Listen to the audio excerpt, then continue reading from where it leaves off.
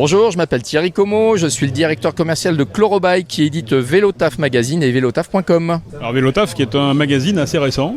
Exactement, on a 2 ans, mais pourtant on a déjà 4 numéros par an, un trimestriel, et c'est le seul magazine qui va regrouper toute l'information sur le vélo urbain qu'on appelle aujourd'hui Vélotaf. Alors quoi par exemple? On va parler évidemment du vélo. Et on est notamment partenaire de l'élection du cargo de l'année, mais également des accessoires. Et puis, on a la chance de vous emmener dans l'arrière-boutique du vélo. Donc, rencontrer les industriels, les fous qui inventent de nouveaux vélos. Et puis aussi, tous les accessoires. Donc, l'idée, c'est vraiment de passer aussi derrière et de vous entraîner vers ce monde hyper riche aujourd'hui du monde du vélo. Un monde qui bouge. Un monde qui bouge énormément. J'ai l'habitude de dire qu'on n'a jamais eu, je pense, dans l'histoire du vélo, autant de marques, autant de modèles, pliants, électrique, cargo, il y en a pour tous les goûts, tous les budgets. On parle évidemment aussi de recyclage, de vélo d'occasion. Donc aujourd'hui, pour tout le monde, on peut trouver le vélo qui convient à son usage et à son porte-monnaie. La Vélotaf, c'est devenu quoi? Un art de vivre aujourd'hui? Je crois que c'est la convergence, on est à Lyon, ça tombe bien, d'un mouvement général.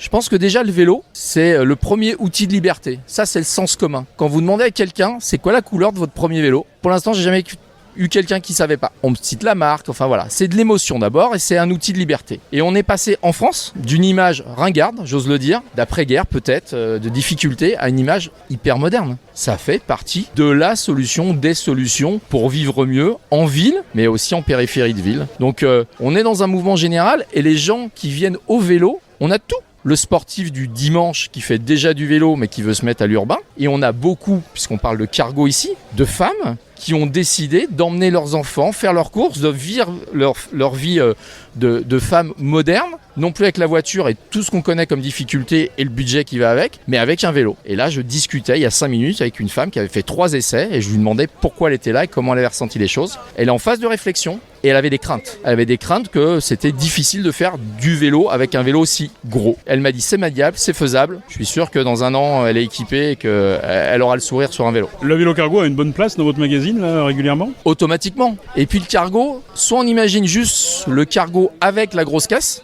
et en fin de compte, non. On a des long tail, donc c'est des vélos un peu rallongés. Vous mettez 1 ou 2 gamins derrière, et ça fait partie de la famille des vélos cargo. Donc on a des familles comme dans tous les marchés, tous les usages. Dans la moto, l'automobile, vous avez des breaks, des SUV, des coupés, etc. Là, dans le cargo, on est exactement pareil. Donc vraiment, en s'y intéressant, vous allez découvrir beaucoup de choses et automatiquement quelque chose qui vous correspond. Pourquoi avoir choisi d'organiser ce concours du vélo cargo de l'année? C'est l'équipe d'Alexandre Carsanti de Lyon Cycle Chic qui est venu nous voir en disant on souhaite faire une élection, est-ce que ça vous intéresse d'être partenaire? Évidemment, l'idée est excellente. On était organisateur des élections du VTT de l'année depuis 1992. L'idée derrière, c'était de dynamiser aussi ce marché-là et donner un écho plus important au festival où on se trouve aujourd'hui en direct. Tout s'alignait pour qu'on soit et partenaire et à leur côté évidemment. Et effectivement, c'est un bonheur.